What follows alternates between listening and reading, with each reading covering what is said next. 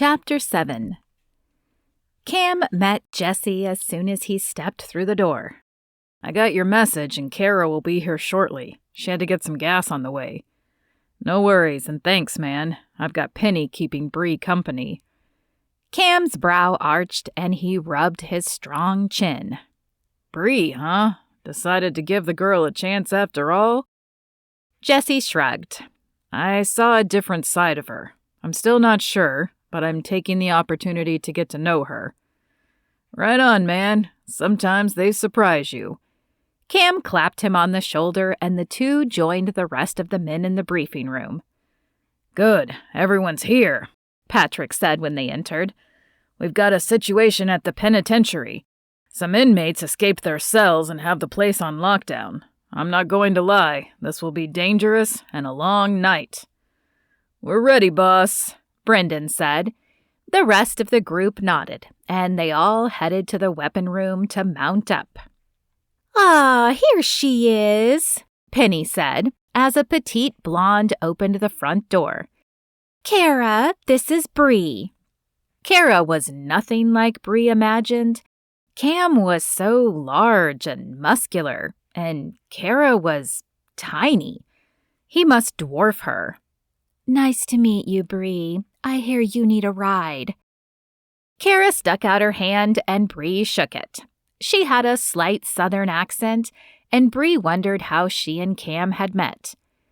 "If you don't mind, I told Jesse I could take a cab from here, but he insisted I ask one of you."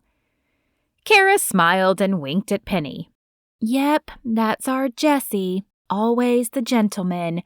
I have to say, it's nice to finally see him with a girl. We've wanted him to find a nice one for so long." Brie swallowed the knot in her throat. Suddenly, she felt awful. She wasn't being nice. She had started seeing him on a bet, but now she was no longer sure she wanted to go through with it. Jesse was a nice guy, and his friends were going out of their way to help her, even though they didn't know her. She would have to tell Ariel the bet was off. So he doesn't bring girls here very often? Brie would feel even worse if he didn't date much. Kara chuckled.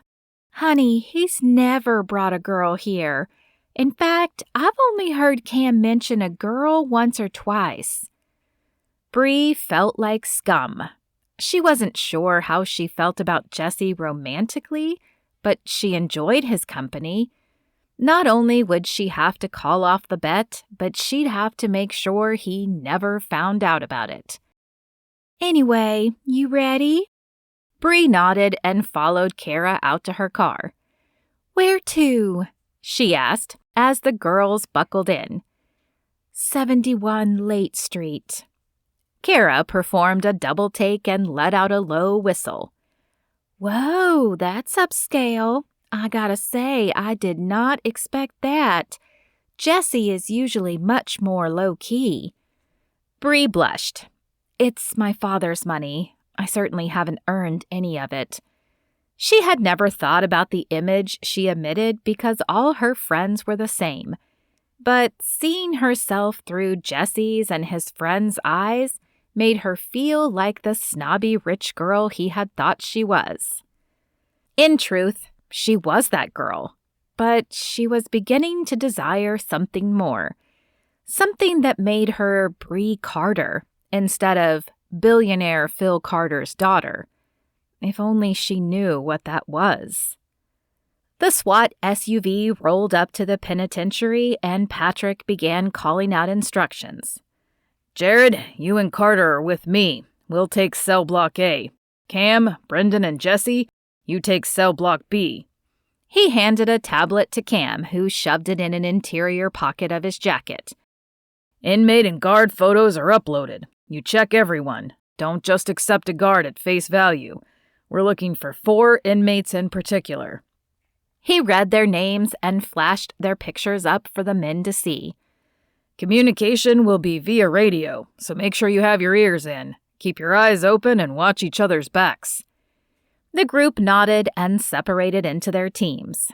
Jesse sent up a silent prayer for everyone's safety as he followed Cam and Brendan into the building. An eerie feeling descended as they walked inside. Silence abounded, and a red light flashed as the only warning that something was wrong. Cam took the lead with his rifle in front.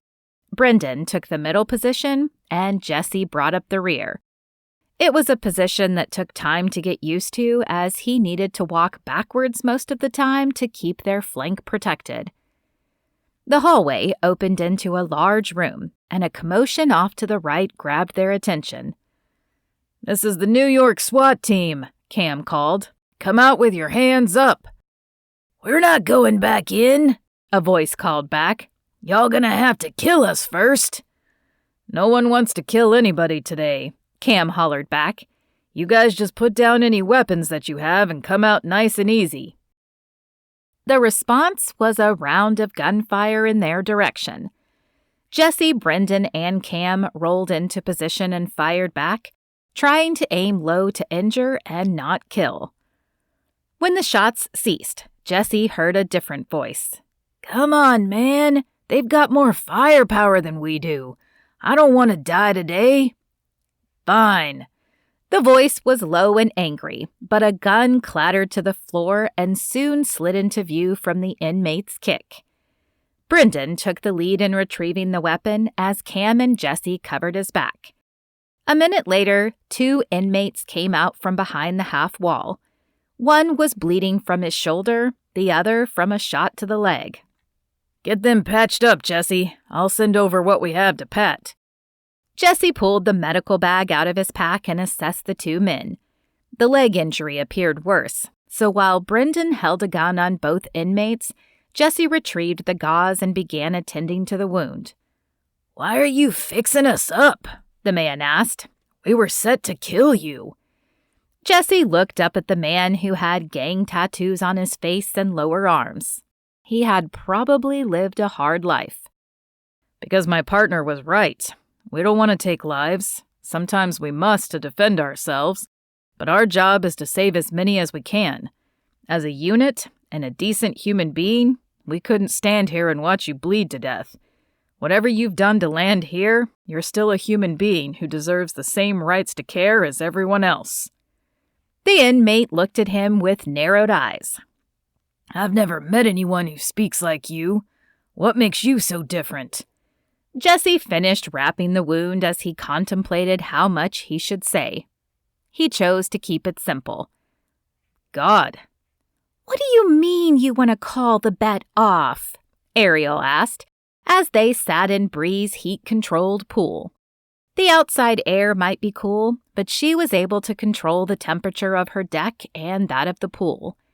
"It's only been like 4 days." "I know." She stretched out her aching shoulders. "But he's really nice. Cam's wife drove me home from the station today when Jesse got called in, and she didn't even know me. How many people do we know who would do that?" Ariel shrugged. "I would send my driver for the right price." "That's just it," Brie said with a shake of her head. "She didn't take any money. She did it for free." "How can you expect to get ahead that way?" "I don't think they expect to get ahead. They seem happy where they are. Also, Kara told me Jesse never brought girls there. It just seems too mean." "But what about Cade?" Brie shrugged. "I don't know. If it's meant to be, it will work out. But I'm kinda enjoying getting to know Jesse." Ariel's brows knitted together. "You can't be serious, Brie. It was supposed to just be a bet. Have you even kissed this guy yet?"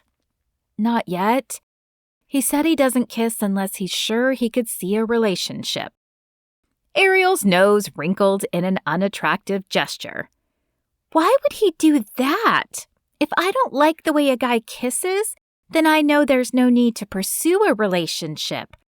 I would hate to invest all that work and then find out he kissed like a slobbery dog or something." Brie arched an eyebrow at Ariel. She couldn't remember the last time Ariel had invested in a relationship, unless it was with her poodle. And while she could see her point, Brie thought it was kind of sweet that Jesse waited. At least that way he wasn't kissing half of New York like some people she knew. "You're going to keep seeing him, aren't you?" Brie shrugged. She wanted to see Jesse again, but she didn't like having to defend herself to Ariel.